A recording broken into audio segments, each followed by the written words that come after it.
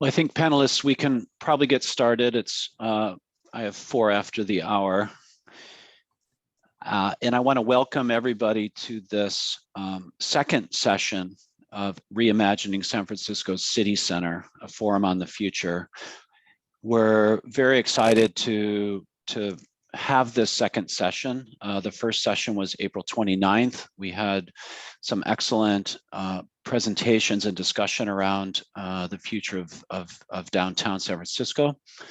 And we're pleased to have a second round that will be focused on extending that discussion and discussing strategies around which we can advance and recover our downtown. My name is Peter Kindle. I'm with Skidmore, Owings & Merrill. And on behalf of both the AIA San Francisco Urban Design and Infrastructure Committee and the San Francisco Chamber of Commerce, we're pleased to present this session today. We're going to have a few brief introductory slides. Then we will have some discussions with our panelists, and then we'll open up the session for the question and answer period, where we're happy to take both audience questions and questions from the panelists. And my co-host, John Butler, will be assisting. John, if you want to go to the next slide. The session sequence today is what you see here. And I'm very excited to have Rich Hillis from the San Francisco Planning Department, Mike Grisso from Kilroy Realty Corporation, and Melinda Franklin from JPMorgan Chase as our guests today. Also pleased to have Rodney Fong, the Executive Director of the San Francisco Chamber of Commerce, who will be moderating the discussion today and also facilitating the question and answer period. John Butler and I have prepared a few introductory slides, and on the next slide, you'll see some work that was created by my SOM colleagues about 6 months ago. And one of the formative ideas behind the session today, of course, is how the pandemic has impacted downtown San Francisco, and what are the strategies that we can implement to make San Francisco City Center more resilient and robust moving forward. So we organized a series of ideas around different components of the city. And on the next slide, you can see ideas about public space and how public space is being modified and can continue to be modified around not only pandemic response, but also, I think, in terms of shared spaces within the city. We're already seeing that here in San Francisco, and I'm sure Rich will touch on some of that. On the next slide, we can see the modifications that might be occurring to office buildings. And I know Mike from Kilroy is going to talk a little bit about office portfolios and the developer perspective on the future of office work in downtown San Francisco. This also extends on the next slide into the interiors of buildings. What modifications will need to occur inside of buildings that begin to reflect these new concerns or new strategies we have around occupancy, whether that's pandemic related or simply adaptive reuse into new functions for some of our downtown buildings. We also looked on the next slide at transportation. This in particular is an airport terminal, how these remote check-ins might begin to work. Of course, SFO is not part of the conversation today, but I think the interface between downtown and how we get to SFO and also Oakland airports is important to think about. And maybe there are remote check-ins downtown as part of our infrastructure goals. On the next slide, we looked at adaptive reuse, this idea of new ways of looking at traditional building layouts and building adaptation. So adapting buildings for other functions, whether that's residential or some sort of commercial or retail use, entertainment functions. So I think diversifying downtown, diversifying the role of building stock downtown is incredibly important. On the next slide, we also looked at K through 12 education and classrooms. We know that K through 12 education in terms of desirability of where people want to live is incredibly important. Maybe there's space in downtown for new schools, new types of educational environments. And that would extend on the next slide all the way to post K-12 education into higher education opportunities. We think and would love to hear today a little discussion around the role of higher ed in downtown. On the next slide, we also looked at residential. We know that there's been a lot of residential growth in downtown San Francisco in the last 10 to 20 years. Will that continue? Are there new opportunities for people to live and work in the city center? What does that begin to look like? Again, both from a COVID standpoint or simply a livability of downtown standpoint. On the next slide, we looked at street level interfaces, public-private open space, and how people could begin to re-engage with public space and its relationship to building lobbies and components like that. And then finally, how the city itself is structured. What is the role of a city center post-COVID and moving into the 21st century? In this set of drawings, we looked at what we called a cellular city. And I think our cities are moving in this direction to sub-centers and areas of mixed use and densified mixed use areas within cities that are connected by transit and then interlaced with open space and other amenities. So these are the 10 ideas that we developed around an urbanization response to both COVID, but I think also how we begin to reimagine cities in the 21st century. John? Okay, thanks, Pete. Yes, as Pete mentioned, I'm John Butler. I'm with the AIA committee, and I'm also currently working with the state of California on climate change issues.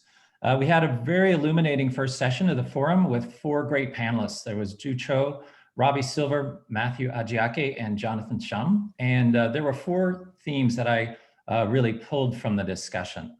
The first one here is flexibility. You know, we all had to hop on it last year and redesign what we already had. But going forward, our emphasis will be more on further flexibility. As Ju said it and presented in her ideas, we need flexible spaces.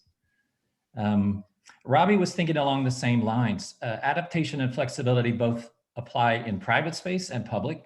Could anyone have imagined in January 2020 how many parklets we'd have by the end of the year last year? It's really amazing. And some of the most exciting urban design and planning ideas in the last 10 years have been along these lines, like tactical urbanism, and they've been really fully validated and advanced by what happened since COVID. We also heard about this. There was increased discussion, not just in the US, but worldwide. This is London, pre-pandemic, about the ways that our cities and our societies treat disadvantaged and diverse populations. As Matthew said, it became and is still becoming more clear how interdependent we are and how some groups have suffered more heavily from the pandemic, just as they have been disadvantaged by society long before that. What we can do to support diversity of all kinds is something we really need to think about. And to localize, we heard about a renewed importance and emphasis on local assets and activities, on urban villages and neighborhoods. I used to travel quite a bit pre-pandemic, as did we all, I think, or many. And it's remarkable how cities look so similar all over the world, not at the skyline level, but where people live, work, and walk. As our home and work lives contracted last year, it became clear that where we are matters, and this will be also important to our way forward, in particular in the center city in San Francisco. And rethink. We heard the panelists talk about COVID-19 as more of a reset and not as an apocalypse. Like this thought from Jonathan. This experience we've been through and are going through could be an accelerator of change, and it's up to us to see that it's positive change. I don't think many would argue that everything in the world was perfect before COVID. Finally, there's no disputing that this year has been a global tragedy, but will also be a change if we can't find some silver linings.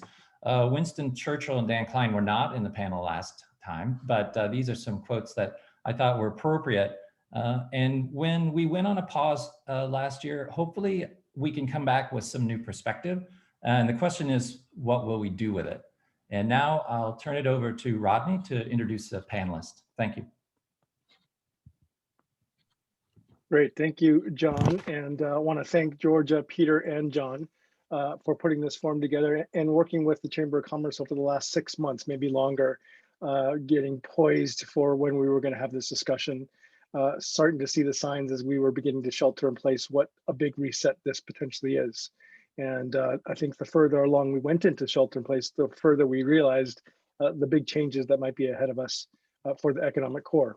You've noticed we've been sort of referring to the economic core of San Francisco and not just the downtown. I think for many of us, traditionally the downtown, the financial district is a big piece, but obviously the city is stretched to Mission Bay. It's stretched further south, even to the Van Ness corridor. And so we have to think about that. There are really so many things to think about, and I want to just stop for a second and almost like an NPR podcast, give the time and the place. We are coming out of the orange tier and right into yellow tier on the streets of San Francisco today. We are starting to see things move, but not 100%. We're seeing people move at their own pace, which I think probably is the safest and the right thing to do. Some of the big offices have made announcements that they want the firms back and employees back into the downtown. So we could start to see a very large flux of people in. In some of our pre-calls, we had talked about, is it potentially too early to begin thinking about these big radical changes? Will we gravitate more towards what we knew as normal, or maybe not?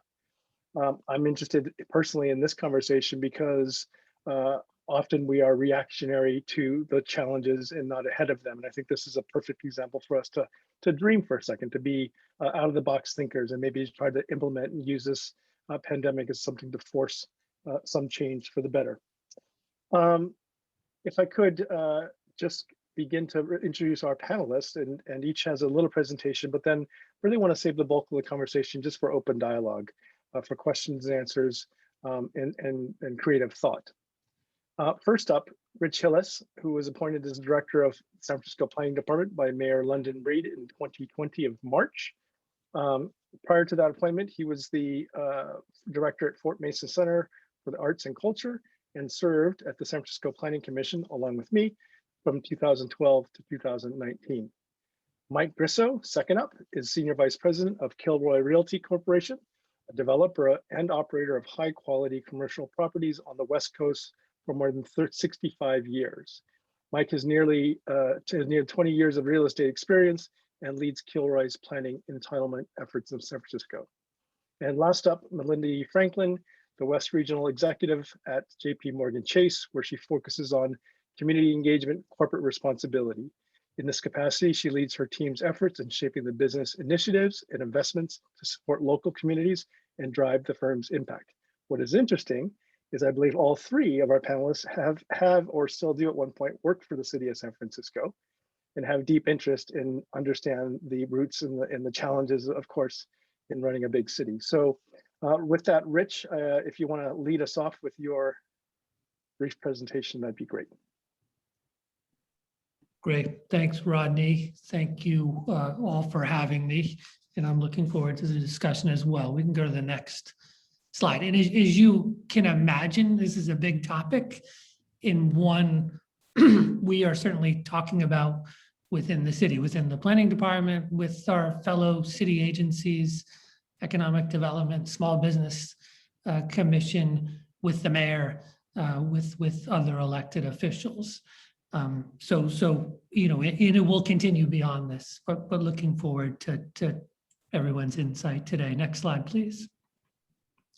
So we're looking at downtown. You can call it the C3 if you want to refer to it kind of as the zoning district, the financial district, however you want to think of it. I kind of broke out my thoughts for this presentation, at least kind of into two big questions. One, what is the future of office use, and how are we going to change? How are we going to work in the future, and how that's going to change? And a year ago, it wasn't a big topic of conversation, especially around office. We were talking more about, did we have enough office space in unprecedented lease rates? Second, kind of the future of Union Square in retail. You know, is retail dead?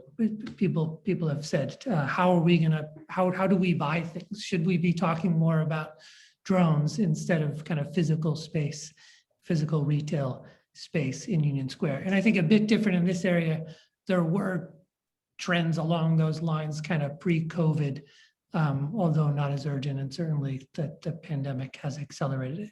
Next slide, please. So I'll start a bit with Union Square. And as we know, kind of larger format department stores and apparel retailers have been structurally declining for several years across the US and in San Francisco, primarily due to e-commerce. And these are the traditional anchors of Union Square, many occupying multi-story retail spaces there. And we've seen these headlines about closings, whether it's the Macy's men's store, Uniqlo, H&M, in generally kind of this retail apocalypse. Are we experiencing it, or are we not? You know, what is Amazon doing to the future of retail? Next slide, please. And this is borne out somewhat in the data we're seeing, although I think we need to look farther out for more definitive trends. And I apologize that these slides are hard to read. The chart on the right is Union Square, and it shows vacancies spiking to 14% over this last year, which isn't surprising, I think, to us now. And vacancies have increased at a more rapid pace than changes citywide. Many of our commercial corridors are faring better, although struggling. I think shared spaces, Prop H, residents staying in their neighborhoods have made a difference in neighborhood commercial corridors and helping those spaces survive. The chart on the left shows Union Square in vacancies and rents from 2007 to 2017, showing that Union Square vacancies have historically been more volatile than other retail vacancies, kind of citywide. Next slide, please. So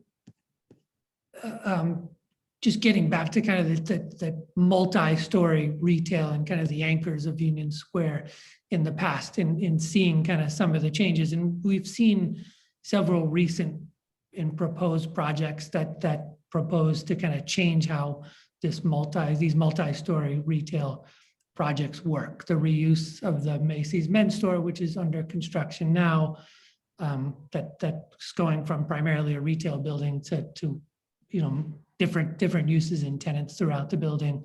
There's a proposal also to change, to reuse the I Magnin, which would include some residential in that building. One thing that hasn't changed significantly is the zoning in Union Square, and it's been fairly stable since the 80s. And the city's had a long-standing policy reflected in that zoning to retain retail and public-oriented uses on upper floors as well as the ground floors. That could be medical, personal services, as well as retail on the upper floors. Excuse me. Office is allowed on upper floors, but has restrictions. They require conditional uses for things beyond the main floor. And then Prop M and Prop E further limit office use. Housing is allowed on upper space, but tends to be constrained by the type of building that we have in Union Square. So a question kind of, should we be preferential to any particular use filling upper floors? Residential can seem attractive to bring 24/7 life and add more housing stock, but doesn't add a tremendous amount of people in vibrancy compared to office or hotel use and is difficult and expensive to repurpose buildings. And where we've seen conversions, they've tended to be smaller number of units in higher end units. In office and hotel, would bring a density of activity to the district. Next slide, please. So shifting to the office market and office use downtown, economically, I think we've been down this path in the past. At least we've seen, significant declines like the one we're experiencing today. The dot-com bust, as these charts show, big spike in vacancies, in huge reductions in rents. But I think the question is this change different? It's not just economic, but is there a fundamental shift in how we work? I should also note here about Prop M and E, which is important to keep in mind. We've historically limited the amount of office space we can approve in the city under Prop M and the downtown plan. Prop E goes farther. In currently, we actually have a negative balance in the office allocation. So outside of Central Soma or some port projects, we couldn't approve additional large cap office uses now downtown or elsewhere in the city. So it's an important kind of component to policy making as we go forward. Next slide, please. So I think the question we're all grappling with is how significant and how long-standing will this shift to work from home be over the long term? And at this point, we're seeing proclamations from firms that are pretty idiosyncratic to those firms, and most are in kind of a wait and see approach. It seems like hybrid work is emerging as the consensus, but kind of the level and extent of it, I think, is still unknown. Interestingly, Facebook kind of bought the Washington headquarters complex of REI late last year during the pandemic. And while they envisioned 50% of their employees would work remotely within the next 5 to 10 years, they said that their offices are still vitally important to their culture as a corporation. Next slide, please.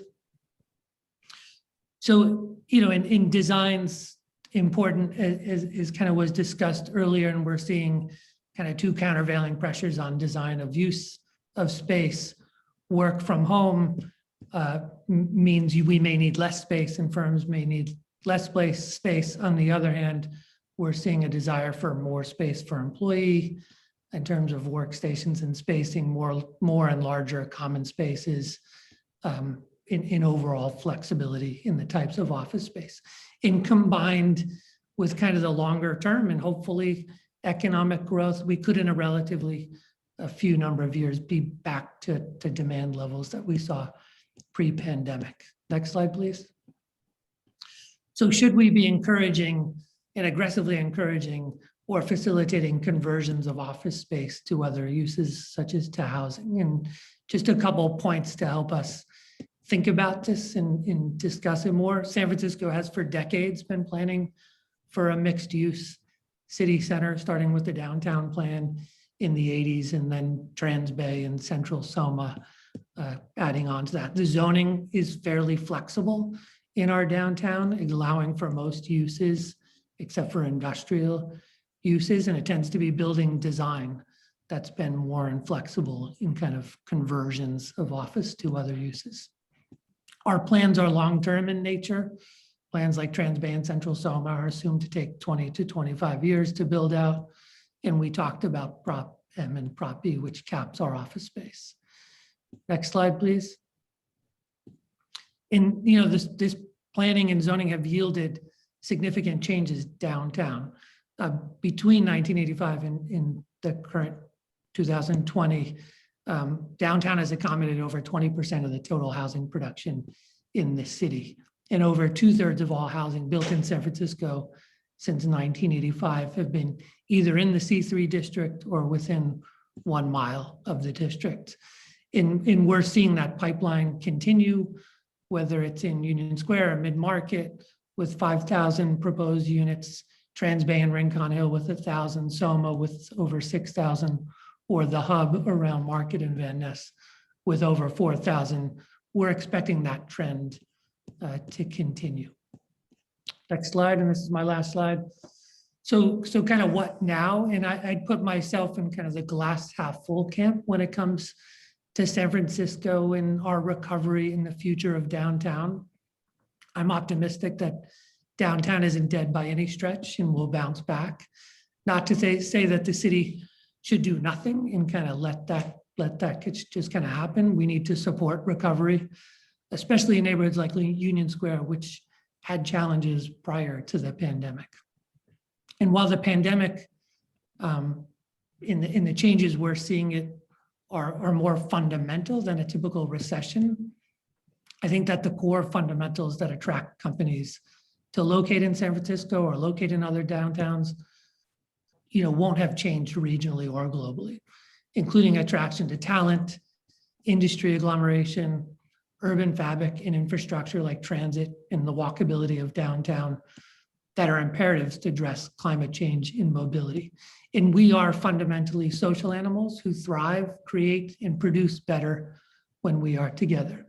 So I think all those factors will, as factors ramp back up once the pandemic starts to recede, we'll overcome the reductions in demand due to more widespread work from home. And to the extent that people are going to the office at all with any regularity, the auto-oriented pattern and lifestyle will quickly hit the same headwinds policy-wise and taste-wise, leading firms and workers back to cities and downtowns. So looking forward to this discussion. Director Ellis, thank you very much for your reminder of being glass half full. I think all of us on this call feel the opportunity. I like how you addressed your slides and you've highlighted the cool pockets of activity in San Francisco, whether it's Union Square, Soma, or other areas. And I think that's something that San Francisco has been known for, is those neighborhoods, and we have economic neighborhoods as well. The notion globally of now of a 15-minute commute and adding housing closer to the office, or office closer to the housing, I think is interesting for San Francisco in our tiny little 7x7 city. It's been mentioned to me that as San Francisco begins to rethink about itself, when we say recover and growth, that may not necessarily mean making the city larger. And that may mean quality over quantity, and these little economic pockets being just very cool and having everything you need in that little area. That is a transition deliberately to Mike Grisso, who is with Kilroy and is working on a very large project, the Flower Mart project, which is sort of a city within a city and stretching the bounds of the south of Market area. So Mike, please take it away. Thanks, Rodney, and thanks to the AIA for convening this panel. Looking forward to the discussion. First of all, I just want to say I agree 100% with Rich's predictions about the future of downtown. Kilroy is definitely bullish on San Francisco. That said, there are definitely some things that we all need to be pushing for, and I'm sure we'll get into that in the discussion. So I thought it would be helpful for everyone just to get a quick introduction to Kilroy.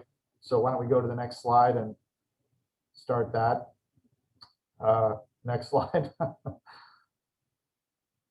We're a publicly traded real estate investment trust. As you can see, our portfolio goes all the way from Seattle down to San Diego, mostly office. We have residential projects in Los Angeles and San Diego. And we're all over the Bay Area, San Francisco, South San Francisco, Peninsula. So we'll talk about that a little bit too. Next slide. We're a leader in sustainability, both in terms of the carbon emissions or lack thereof from our buildings. We achieved 100% carbon neutrality this year in 2021. We're also a leader in terms of the health of our buildings, and you can see we're increasing the amount of Fitwel certified buildings in our portfolio, and I think that's, as I'm sure we'll talk about, that's going to be an important factor in getting people back in the office, is making sure the buildings are as healthy as they can be. So next slide. As Rodney mentioned, our big development project in San Francisco is the San Francisco Flower Mart project. It's in the greater downtown in central Soma on 6th and Brannan. and was approved last year. So we're still in the permitting phase, haven't started construction yet. And as Rodney said, it's a giant project. You can go to the next slide. 2.5 million square feet.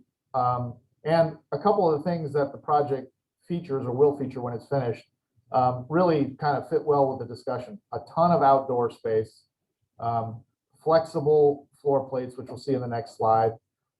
We've actually designed very big lobbies because there's a lot of things that are going to be going on in those lobbies, health screening, for example, security, that will certainly be increased because of the impact of this pandemic. It's got a lot of retail in it too, which, you know, is another topic for discussion, whether or not we can still support all that retail. Go ahead and go to the next slide. This shows kind of a super floor plate in one of the three buildings, the blocks building. And, you know, it's designed for maximum flexibility. The fact is, as Rich indicated, and as Peter said in his presentation, you know, people are constantly reevaluating how they want to use office space. So even before the pandemic, we were designing for maximum flexibility. I think it's going to be even more important in the future. Next slide. So, and it's not in downtown San Francisco, of course, but the other big project we have going on in the Bay Area is in Oyster Point in South San Francisco. Also very big, well over 2 million square feet. It's actually under construction and is leasing quite well, which provides a little bit of a contrast to San Francisco. And we can talk a little bit about some of the reasons why that might be. Next slide. You can see it's about 3 million square feet. Again, all LEED certified, well certified. We've leased phase 1 to Stripe, that was before the pandemic, and then Cytokinetics, a biotech firm, more recently. This is the largest life science complex on the West Coast. And so obviously it's positioned well to attract, you know, a sector that is showing a lot of demand, and that's biotech. So next slide. Again, you know, maximum flexibility in the floor plates. You can see that we're about 40,000 square feet in the floor plates here, which is not as big as the Flower Mart, but it's sort of designed for that biotech, you know, sweet spot that the biotech companies are looking for, including, you know, flexibility to add lab space in the buildings. Next slide. And I think that's it. I'm looking forward to the discussion, and hopefully we'll come up with some more good ideas about how we can spur the recovery of downtown San Francisco. Good, thank you, Mike. Next up, Melinda Franklin with JP Morgan Chase. And while we have an opportunity to reimagine our downtown, question is, who do we want downtown? Well, what are the type of people that we want in downtown? What are the type of jobs? And I know JP Morgan Chase has been very active in the city of Detroit, but also making a very large investment in San Francisco and the Oakland area. So Melinda, please share more. Sure, I'm happy to be here with AIA, with the chamber. I was able to sit in your last session, and I thought it was fantastic. So when I prepared today, I wanted to make sure that we were, you know, really talking as a continuation of your first session. So the team had asked me to talk a little bit about our investment, JP Morgan Chase's investment in Detroit's comeback. And I don't even want to frame this as a comeback. It's a, you know, if anything, a revitalization, and how that can apply to San Francisco. So 7 years ago, when we announced our commitment to Detroit, we were motivated not simply by a city that we had been a part of for more than 85 years. We were also inspired by the spirit and determination of the people of Detroit. And I see so many similarities with the folks here in San Francisco who are wanting to do more, wanting to figure out how we come out of COVID in the strongest way possible. We saw an opportunity to leverage our firm's full range of capabilities to lift up underserved communities, as Matthew Agiaki talked about last time, and accelerate Detroit's economic recovery. Our initial strategy really focused on how we could help to accelerate development in the city, pledging half of our initial $100 million to 2 community development financial institutions, or CDFIs, to be used for community development specifically. Inspired by Detroit's progress and optimism about the future, at our 3-year anniversary of this investment, we increased it to 150 million. And then again in 2019, we increased that commitment to a total of 200 million by the end of 2022. So over time, our investment has become more focused on the neighborhoods and creating more opportunities for economic mobility for Detroit's Black families who make up 80% of the city's population. So, you know, how does what we're doing in Detroit, how can we look at the Bay Area in a similar light? Post George Floyd, in the fall of last year, many of you may have read about this, we made a $30 billion commitment really focused on racial equity and how that can be infused into all the lines of business in what we do. So we're not just giving away billions of dollars, we're seeing how we can make sure that as a financial institution within the communities, whether it be small business or home lending or working to boost up communities, what can we do? So with that, we made an initial $75 million commitment to the Bay Area as part of what we have called our Advancing Cities Initiative. And we're looking to localize that 30 billion I just mentioned for opportunities in other cities around the country. And certainly the Bay Area is high on that list. So what did we do with that initial 75 million and what are we doing now? So from our business and philanthropic side, which I'm on, our mandate is really to look at inclusive growth, which we mentioned earlier, and help to create economic opportunity by equipping workers. So there we get into the workforce with critical job skills, providing capital and expertise for women and minority entrepreneurs to grow their businesses, investing in new affordable housing models and locally driven solutions, and helping families build strong financial futures. So those are really those pillars of what we're working on. And I wanted to just give a few examples of some of that work.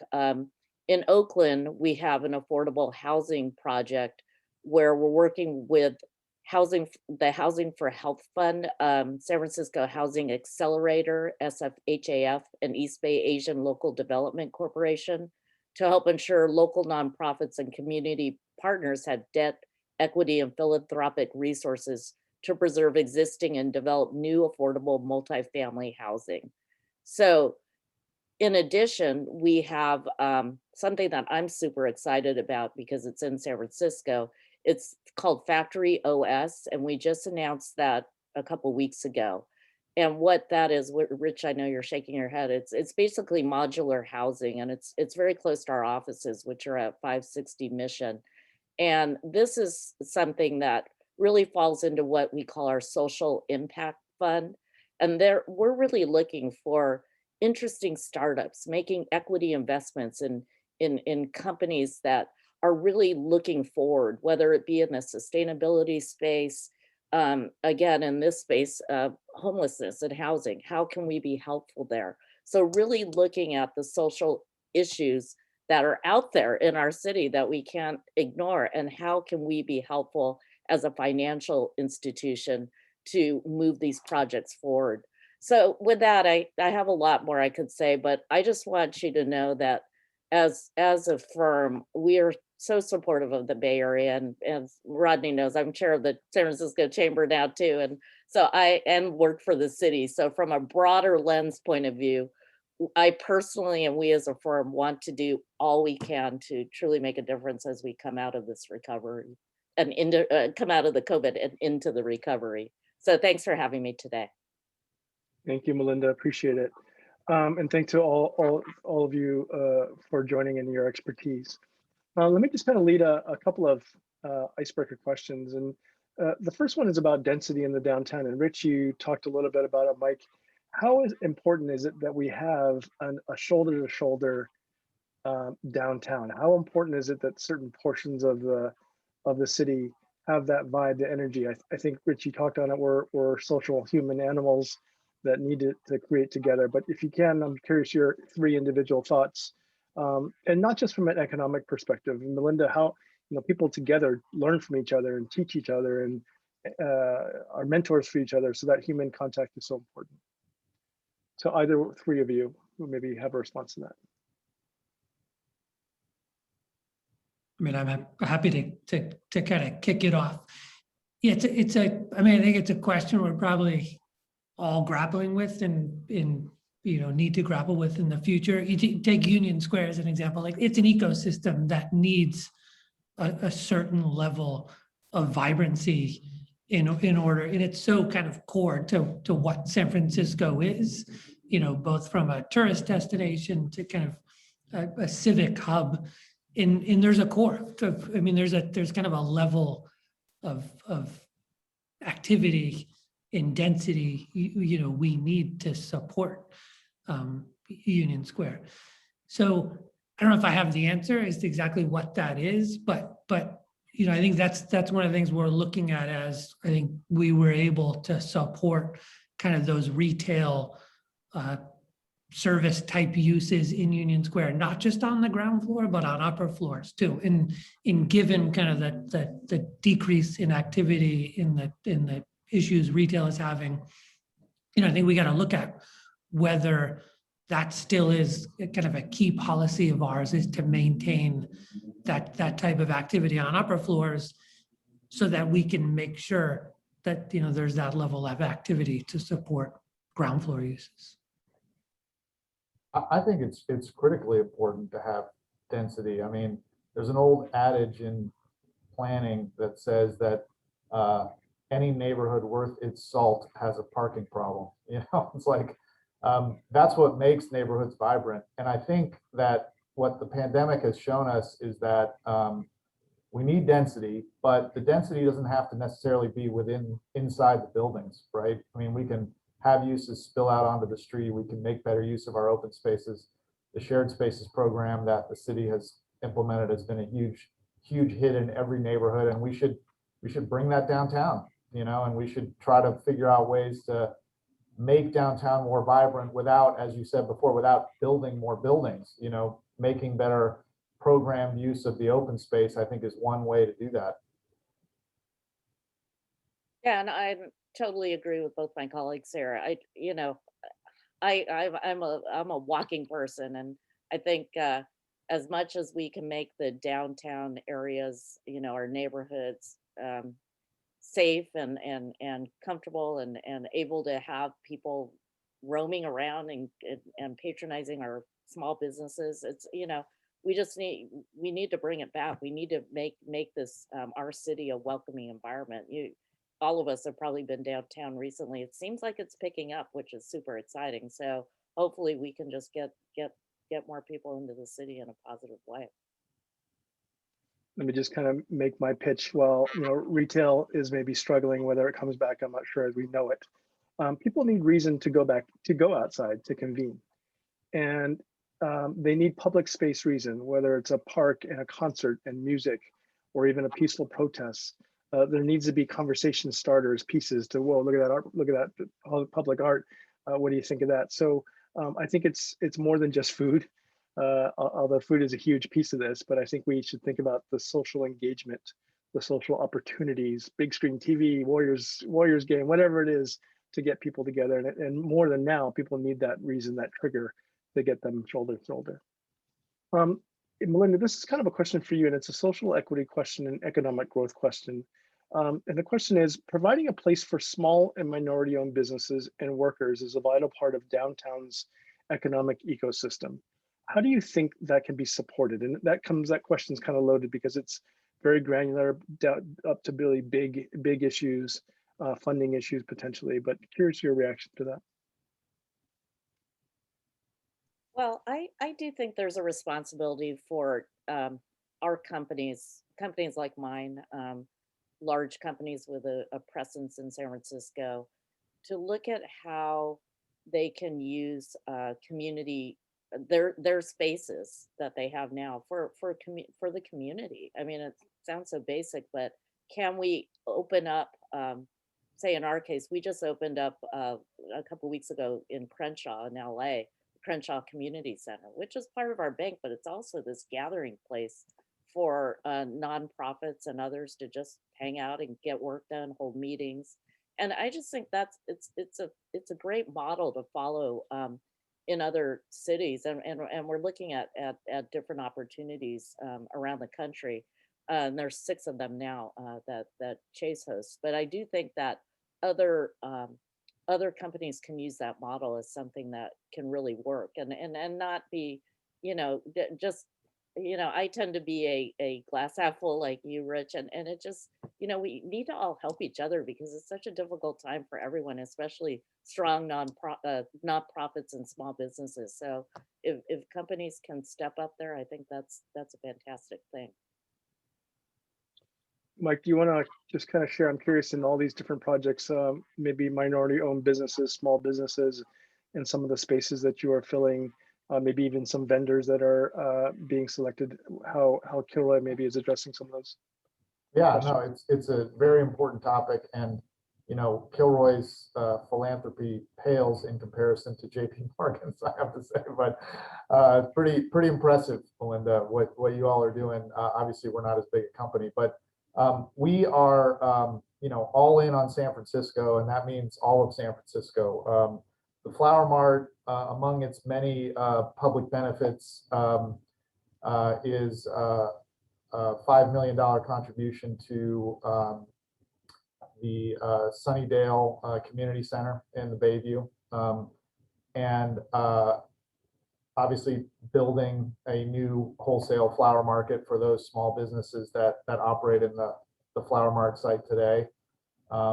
We always try to get the most diverse mix of retail uses and small business uses in our projects because frankly, that's what the market wants. Not only is it the right thing to do, but that's what people want, especially in San Francisco. You don't necessarily see that in other markets. On the West Coast, I think it's pretty consistent, but we want that diversity and vibrancy in our built environment because that's what people in San Francisco want. That's what San Francisco is. So we've always been a big supporter of those elements, and our projects in San Francisco have tried to do that.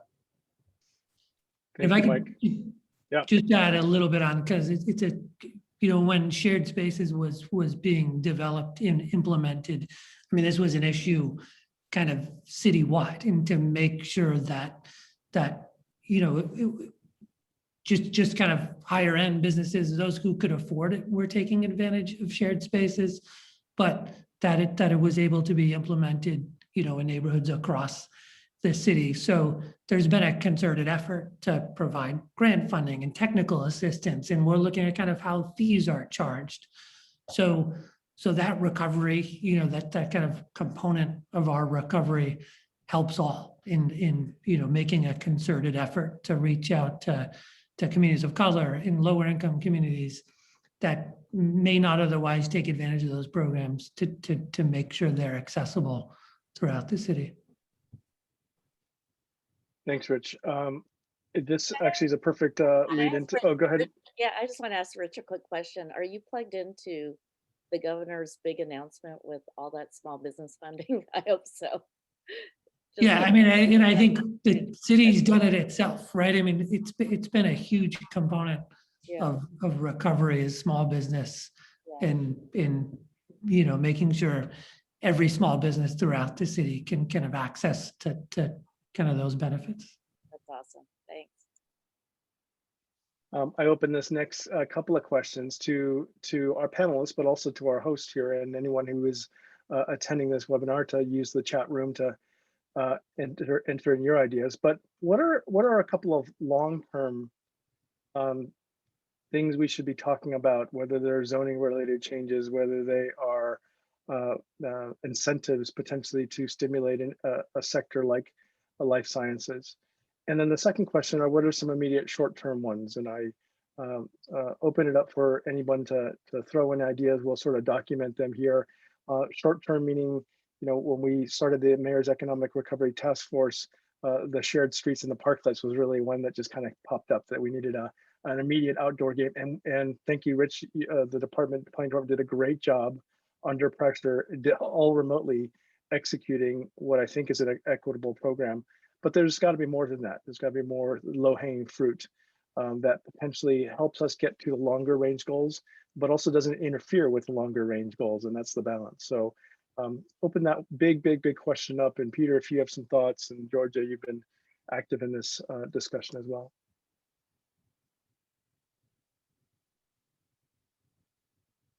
Well, I mean, I'll say, just building on what we started talking about earlier, and I know Robbie Silver mentioned this, you know, in his presentation as part of the first session. We need to welcome office workers back to downtown San Francisco. I mean, obviously, we want them all to come back, and that's a huge part of the recovery. There's very little that we all can do to make that happen, and people are going to come back when the companies feel comfortable, you know, bringing them back, and that is happening. But what I think that we all as a community, you know, whether it's the city or the private sector, can do is try to do everything we can to make downtown a welcoming environment for the office workers, make them want to come back here. Now, you know, we can talk about homelessness, and that's a huge part of that, you know, and dealing with the street conditions. But maybe something we can all like agree would be, and I know Robbie talked about this, is, you know, programming sort of like you were saying, Rodney, you know, public sort of activities in the parks, in the open spaces, and making downtown a place where people want to be. I mean, that's something that I know that the CBD is working on that, and I know the city has been working on that, and, you know, making trying to make the streets more livable. I think we've got the zoning in place for that. You know, the city has done a great job of, over the past 15 or 20 years, of putting more housing downtown, putting more open space downtown. Now we got to use it in a way that's going to make downtown, you know, a more welcoming environment for those office workers. We've got to get them back, you know, and we've got, and I can tell you as a office landlord, almost every single company we talk to really wants to get their workers back into the office. You know, Rich hit on this.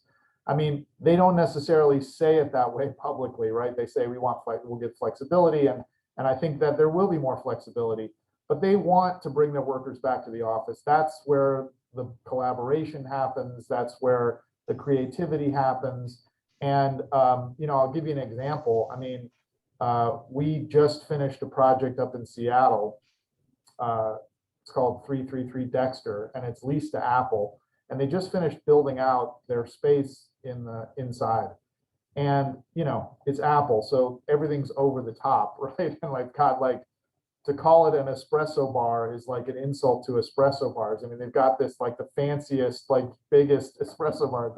And, you know, they were saying to us that they're going to make their office environments so attractive that people will be desperate to get back into the office. And, you know, that's sort of the myth about tech companies, but it's somewhat true that they just spoil their employees like that. We got to try to do what we can to try to make it so people want to be downtown. And I think there are, you know, public programming that we can do in the parks and on the streets and things to make that happen, because the workers are going to come back if their employers want them to come back, and if downtown is a welcoming place.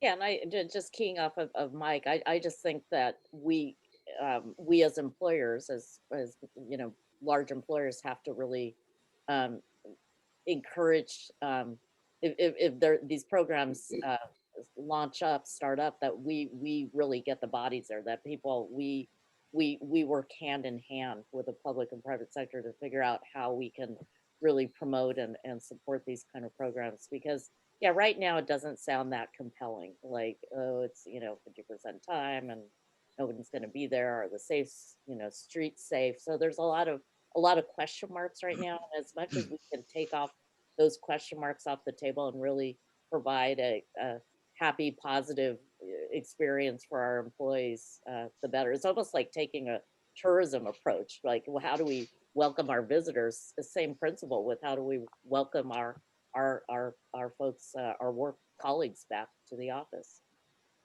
Yeah, and a huge component of that, which we should talk about at some point, is making public transportation safe for people, you know, and making people feel comfortable on it. I mean, I was just talking to my coworkers, they've started taking BART again, you know, the ones that are coming from the East Bay. And I know that there was just an announcement this week that the Muni subway is opening. And whatever we need to do to make people feel comfortable getting on public transportation, that should be a absolute top priority, because that's how most people are going to get to downtown. Yeah, and if I can just add to what Mike and Melinda and others have said, I think one of the really exciting things coming out of the pandemic is the renewed appreciation of the public space and the public realm. And I think that that's a really underestimated real estate proposition in terms of how we can add value to indoor space and to just really celebrating, you know, the recovery and coming back. So it's not only the public realm, which is the glue, I think, between a lot of the programs that we're talking about, but also what happens at the ground floor level of buildings. I think that's a real opportunity to create the kind of excitement to generate this new future that I think we're all alluding to.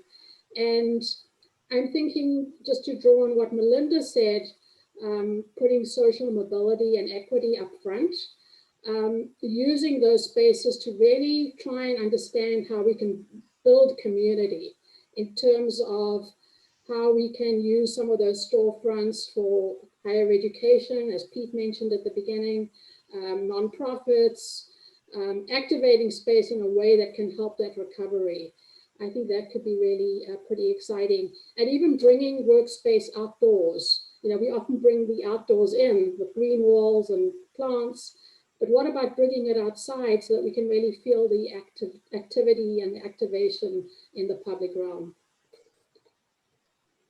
Just to give it just to echo, I mean, one, I totally agree on the kind of the importance of public space in the public realm. I mean, it's been a lifeline during the entire pandemic. I also just want to throw out housing, which is obviously a huge topic that you know is one that's at kind of the forefront of all we're doing, because in order to get kind of an equitable recovery, we've got to make sure that we address both within San Francisco and regionally the housing crisis we have and the affordability crisis we have. Because again, we can have the best transportation system, but if you're commuting, you know, an hour to get to a job downtown and can't afford to live closer, that's not an equitable recovery. So, you know, we're in the midst of a housing element now that's focused on equity and in building equitably in the city. There's a huge component of that about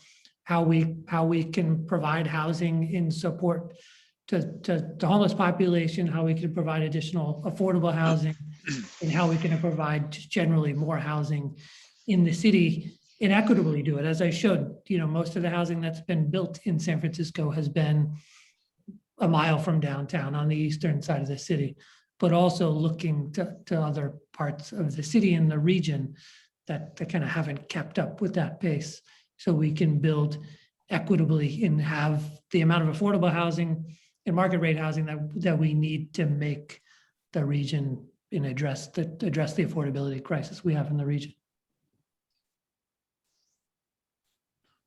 Thanks, Rich.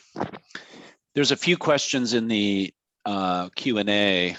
Rich, you're getting a lot of questions here about some of the future plans for downtown. And maybe I'll just try and roll up a few of these together. So there's one about Port of San Francisco dog patch. Is that emblematic of maybe a new direction for downtown? I think they're talking about a reconsideration of the waterfront. Also the Civic Center Plaza plan. Is that something that the city is going to adopt and move forward with?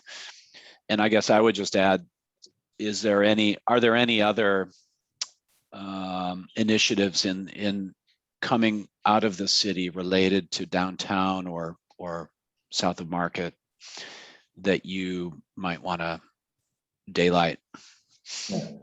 So one, I think, as Rodney alluded to too, we're seeing a lot of growth in development south of downtown as you go, whether it's the Giants ball parking lot or the Potrero Power Plant or Pier 70, Central Soma, Mission Bay, kind of completing its build out. And I think that's the kind of multi-dimensional neighborhood that we also that we've planned for, that has housing and retail and office components to it. And there's more flexibility to what can happen in those neighborhoods than kind of the classic financial district downtown.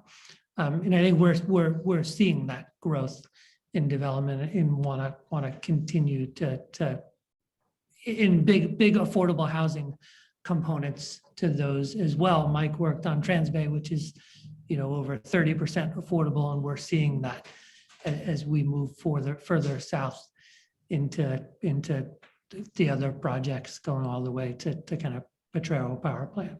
So those are big projects that are more kind of in the implementation phase now too. But I think we're all willing as a city to look at those and make adjustments as need be to respond to what's coming out of the pandemic and to help recover. I think the other question was on Civic Center, which was a big undertaking to kind of plan its future. As we know, Civic Center, for those who've been around long enough, we've seen iterations of planning for the Civic Center public realm in parks and open space, yet to see kind of broad implementation of what's been planned. But I think what we've seen, going back to kind of the importance of the public realm in public space in parks in the city, the hope is that funding, coming out of the recovery will be focused on making improvements like the ones planned for Civic Center. Yeah, and I think maybe Melinda, if I could throw you a difficult one. There are questions about homelessness, and we know that the issue of unhoused people in downtown does have an impact on how downtown is perceived. The city center is not just the perception, but the reality. So how do you see, with JP Morgan's incredible generosity, is there a path forward in terms of perhaps private sector contributions to both public realm and the issue of homelessness? What maybe you can just share some of your thinking. Of course, we don't have time today to really go into detail on this issue, but just thought I'd get your thoughts. Yeah, sure. I mean, it's deep with all of us, and it's we can't not talk about it, right? Right. It's a huge issue. I told an anecdote today of when I asked some colleagues, let's get together, and I mentioned earlier that I like to walk. Let's go walk somewhere from our offices at 560 Mission, and they said it's really not safe to go to Salesforce Park, which is only like 6 blocks away. Right. Which made me really, really sad that we're still having these issues on the street, and now it's even more stark than ever. So I just think it's what I said before, and it's how can we each as companies look at this. So in our case, we're now making investments in companies that are helping with a lot of home lending, housing, helping with financing some of these projects. So that's across the board. We're always going to be doing that, and just be part of the dialogue with Rich and his team. I know Kate Sophus has just been appointed to the Mayor's Office of Economic Development, and really get some real tangible projects that we as a group can all be collaborating on together that are truly going to make a difference, because it's been going on for too long, and we're all, it's all under our watch, frankly. I mean, we're here, and we need to take steps to make things better, and especially coming out of COVID. Now, we need to have this fresh start with a fresh eyes, new lens, the public spaces, and how does that all integrate with the safe streets and the homeless situation? So I don't know if that's a good answer to your question, Peter, but I know I'm personally committed. And again, we just have to figure out what that looks like and how we can all play a part in the solution. Yeah, right. Great. And just on that topic too, obviously the pandemic is I think exacerbated, but also kind of shined the light on the issues we have around homelessness. With less people downtown, you see kind of the extent of the problem we have. In, as logical as it sounds, we need to stop people from becoming homeless and help them so they don't become homeless. And big issues around housing and housing affordability and stability and substance abuse and mental health services. So it's not, it's obviously a complicated issue with a complicated suite of solutions for it. In, even things like the safe sleeping sites that have kind of come as a result of COVID, yeah, and they have shown to be helpful and useful in something that can be used in the future. But it's obviously a huge issue and one for us all regionally and nationally to take on. Peter, if I could just layer onto that really quickly, and just as a reminder, everyone knows tourism to San Francisco represents about 1/3 of our revenue in the city. And Mike talked about welcoming the office worker back. In the conversation of the downtown, the majority of hotels are in this economic core downtown area we're talking about. So it is clean and safe, quality of life. Hopefully we start to get our conferences and conventions back, but we need to address the street conditions before we fully recover. Yeah, that's great. And frankly, there's a national narrative out there that, the homeless piece, that our streets are dirty. I mean, there's a lot out there, and hopefully we can turn that tide and, have some great stories to tell coming out of COVID. Yeah, I mean, it's that narrative about the homelessness has been around for a long time. I think it's worse now because it's now I hear people from other cities to talking about crime in San Francisco, and it is worse. I mean, the numbers are worse. You don't necessarily see it every day. I mean, I live in San Francisco, but we've got to do something about the drug dealing, all over downtown. I mean, it just seems like that's not being enforced. And Robbie made this point at the last session, I mean, we just don't hear enough people talking about that. It's sort of, maybe it's not in San Francisco, our sensibilities are sort of, we like to think of ourselves as more permissive, but it's a big problem for tourists and for office workers. Yeah. Well, thank you for that. Maybe just shifting the conversation to the future, Mike, since you're up, I'll ask you this one from Sushmita. What are the new industries or collaborations we may see in downtown in the future? So I think from a private sector perspective, what you've talked about life sciences, what other trends, kind of innovations are you seeing from a development perspective that you think might be suitable for downtown? Yeah, it's a good question. I think life science is the obvious one, but I think where San Francisco is still going to continue to be a home for a lot of innovative companies. You can call them tech companies or you can call them creative companies, but I think certainly in the new developments, like in Central Soma, for example, I would expect to see a lot more life science, biotech companies moving in there. But in the rest of the downtown, where there are existing buildings, I think it's very challenging to convert those to other uses. I think it's certainly you're going to see a reconfiguration of the buildings, and I'm sure SOM is working on many of those projects. But creating more flexible space not necessarily for different companies, but for the same companies to just work differently.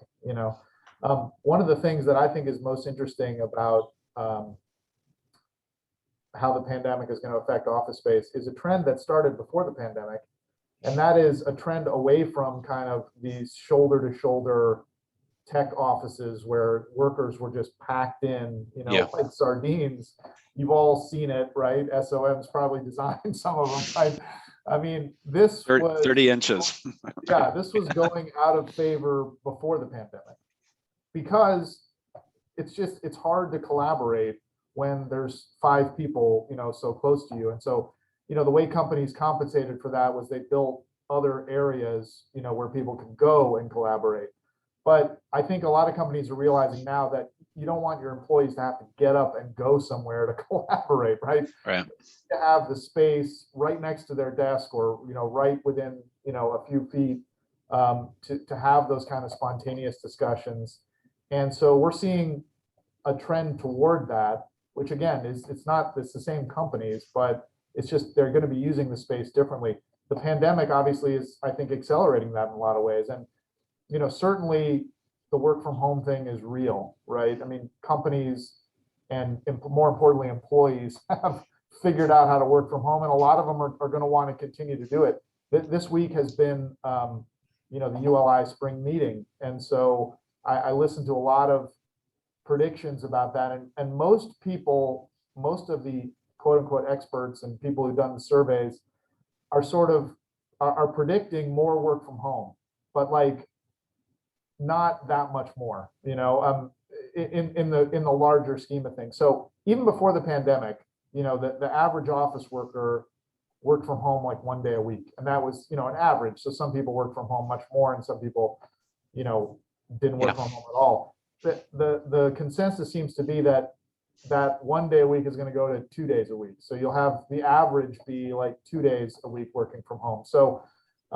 I think there's going to be more space inside the office, both because companies are going to design it that way. You'll have more people working from home, but I don't know that that's necessarily going to translate into less demand for office space. I mean, it may balance out, and as Rich pointed out, because of Prop M and Prop E, we're not going to be building a lot of new office space, or at least entitling a lot of new office space in San Francisco over the next 10 years or so. So like I said, we're still bullish on San Francisco. We just need to figure out a way to get all those office workers to want to come back. But I think most of the companies will probably be the same kind of companies we're seeing now. They'll just be using the space differently. Right. And just to add on to the kind of lab, life sciences used to, I think our sometimes we get a little too, down to the nitty gritty and specific in our codes in the zoning rules. This is an example where we're not terribly clear about what's permitted, because life science could be office, it could be labs, there's separate definitions for life science. So being more flexible, because I think the look and feel of the space, at least from the exterior, is, similar to its workspace, its office space. Like, where should that be allowed? We've got to kind of be more clear about. Well, I think, yeah, exactly, Rich. And I think, Mike, one thing you mentioned, this idea of San Francisco always having this innovation sort of character or identity. Do you think, for all the panelists, I mean, is that downtown's superpower moving forward, this idea of an innovation environment, that whatever happens in these buildings, whatever new uses or old uses come in or out, is that the identity for San Francisco moving forward? It certainly has been, and I think that's carried us to where we are today. There's many other cities now also claiming that mantle, but I think we still have it. So, is that the wagon? Is that the horse we hitch our wagon to moving forward? But it's a new version of that. So maybe you could just speak to that and look down the road 5 years or 10 years. What does San Francisco look like around that idea down the road? I think you're right. I think that is San Francisco's attraction to a lot of companies. I mean, look, we have a lot of natural advantages here. You know, the weather and the geography and the ocean and the universities, right? Yeah. And full disclosure, I didn't go to Berkeley or Stanford, but we're right at the intersection of and UCSF. You know, I mean, we're right at the intersection of a really a world, you know, class sort of intellectual environment that I think does create, you know, a creativity innovation hub. And you know, it's interesting to talk about those other cities. I mean, I love Denver, I love Austin, and, you know, Miami, and these cities are in the news a lot lately as like supplanting San Francisco. And while I like I said, I think those cities are great cities, I just think there's no way that those cities can compete with San Francisco in so many ways. I mean, have you ever been to Austin in the summer? It's like 105 degrees there. No, but seriously, it's like, you know, they just don't have the dynamism that San Francisco has had and could have in the future. We're not there right now. And again, we got to make downtown a welcoming place because we've got the human element of it in the Bay Area. And companies want to bring their workers back to the office. But until we clean up downtown and make it more inviting, it's going to be a bigger challenge. And like, we haven't even talked today about the real reason why people go to Denver and Austin and Miami, right? It's not because of the client, it's because of the taxes. I mean, it's just, it's simple, right? And I mean, look, it's not just Denver and Austin and Miami, it's South San Francisco too, right? Yep. Which we have benefited from. But I mean, companies, literally our first tenant there, they said they moved there because of the cost of doing business in San Francisco. So that's a real factor too, which obviously we're not going to get into today on this panel, but we're going to be competitive. You know, like I couldn't agree with Rich more that you know, people predicting the end of San Francisco are just way off. And I say this obviously as a representative of a real estate company.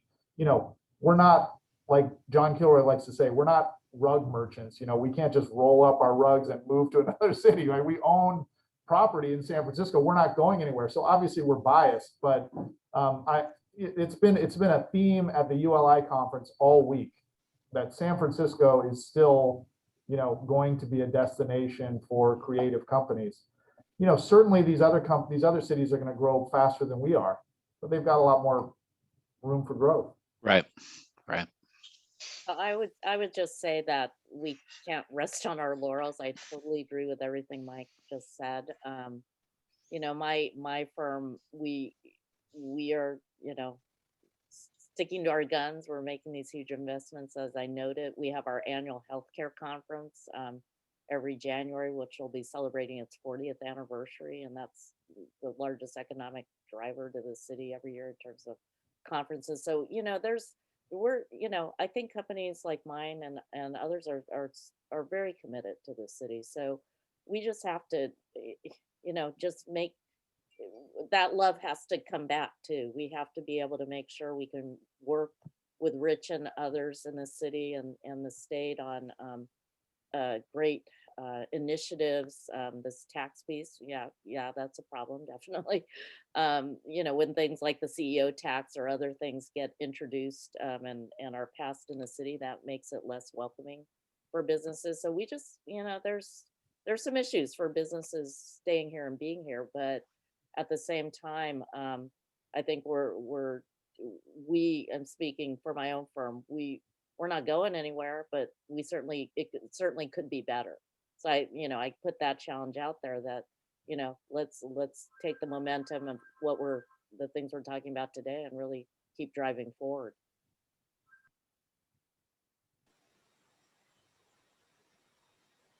You're on mute, Peter.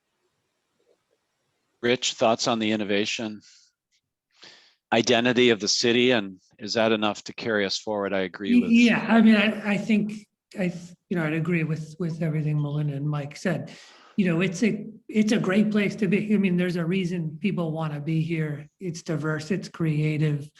You know, we've got progressive values that advance equity. So I think I think we don't need a hook necessarily. We have one. We're San Francisco, like people want to be here. We're a city of neighborhoods. That's attractive. I think it's almost, I'm confident we're going to recover. We need to work on it, and we need to focus our energies and solve a lot of the problems we have. I'm confident we're going to recover. I think we've got to spend some time to make sure everybody's part of that recovery. And again, back to the housing question, I think it's a huge component of how we recover and how we participate regionally, so everybody could take advantage of what San Francisco is and is about. Great. And I'm Well, glad we won't have to, one of the big benefits of going back to work is we won't have to say you're on mute. I'm tired of that. Even though sometimes we may want to say that. Yeah. Or we might want to be on mute. And let me say something about the taxes thing, right? Because we work with a lot of companies, and every single one of them would pay more taxes if it would result in better conditions on the street. Every single one of them. What they object to is paying more taxes and the street conditions get worse, Right. It seems to happen every year, like if the conditions get worse and yet the taxes go up. So the taxes are not the only problem. It's the taxes combined with, the problems that Rich is talking about with affordability and homelessness and things like that. Great. Well, Rodney, maybe to close, we could ask each of the three panelists to identify 2 or 3 initiatives you'd like to see implemented the next 12 months if you had a magic wand, if you were mayor and money was no object. What are the 2 or 3 things you'd like to see happen here in the next 12 months to set San Francisco on a new trajectory? And Mike, maybe you could go first. That's without any advance warning, but maybe you can speak off the cuff here.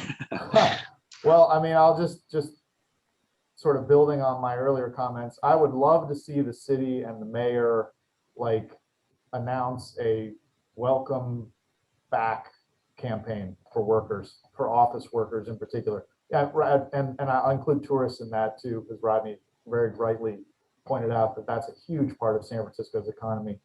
A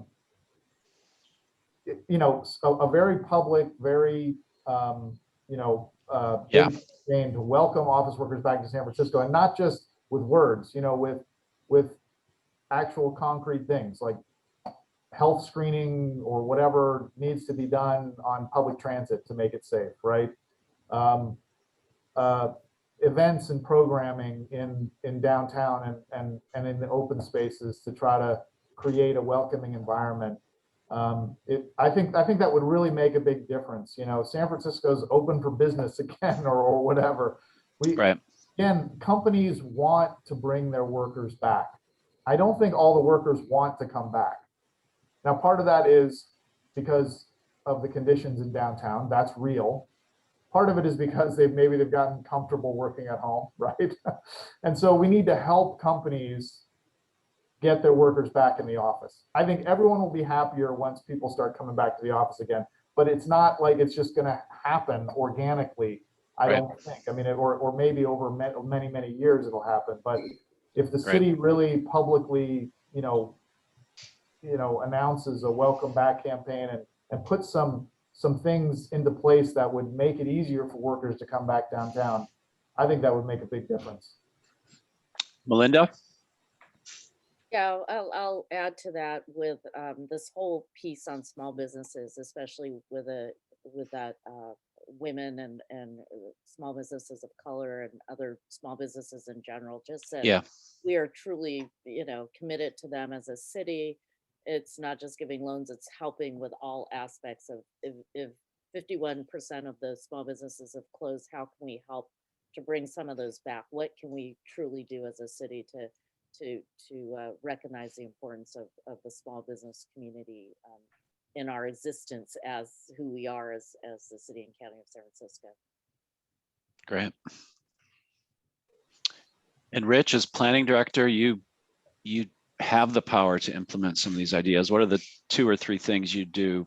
Well, Tomorrow. one, I'd like to keep kind of the spirit going of how we were able to do things kind of relatively quickly and relatively nimble. Rodney talked about the economic recovery task force and whether it's shared spaces or shared streets, you know, able to get those Prop H, those things up and running fairly quickly. So one, I'd like to keep that kind of spirit alive and going. Housing, I think, is one I've mentioned that, you know, keeps me up at night in how we kind of get at the larger housing and affordability issues that we have. And then also, I think acting more as a region, because a lot of the issues we have, whether it's homelessness or housing, transportation, are not just San Francisco issues, but regional issues in kind of a stronger kind of, you know, regional push and regional organization or, you know, regional cooperation to get at some of these issues. Great. That would be huge. Well, we're at 12:29. Rodney, do you want have a couple let me just closing kinda comments? close this out. And if you don't mind, I'd like to throw a couple ideas of mine if we had a magic wand for the day. A public art program right off the bat and stimulate the vibrancy of San Francisco, and that includes music. I'd really love to see a workforce pathway that every kid in San Francisco knew they had a shot at a San Francisco job. They knew had a shot at education and training for that San Francisco job and didn't fear. It's a horrible feeling not thinking that you might not be able to live in the city that you were born in. And the third one is a bigger, you know, a civic pride, which Mike talked about. The San Franciscans that stayed in San Francisco and didn't flee anywhere else, we're here. We're here to rebuild the city. And for those who left, you know, good luck. Those who are here are going to have to do some heavy lifting. So that's sort of civic pride and having some ambitious visionary goal, like San Francisco being the cleanest city in America. And I say that from a streets perspective. I say that from a clean energy perspective. I say that from a climate change perspective. And if we had that overarching goal, we would all be able to do that. The last thing I want to close is San Francisco used to be known as a city that can do things. And somehow we got into become the no, you can't city. We've got to flip that around. This is a great reset opportunity for us to be, yes, we can do it. We can get it done city. And if everyone had that confidence, which doesn't take that much because you just need individual easy wins, we can get there. Anyway, thank you very much all the panelists, AIA, for putting this whole thing together, 2 sessions. Georgia, Peter, John, thank you so much we've been meeting every single Friday for about 9 months or so. And our panelists here and the expertise on this, I think we are just scratching the surface. None of us put anything in writing here. These are all ideas. There are some implementations. This group in the end wants to try to make some recommendations to actionable items. Maybe low-hanging fruit. Let's be aspirational, but also just things we can do together over the next 6 months. And I think a lot will happen right in front of us if we put some effort to it. So thank you, everybody, and we will see you next time. Thank you, Peter. Yeah, thanks, everybody. Thank you all. Okay. Have a great day. You too.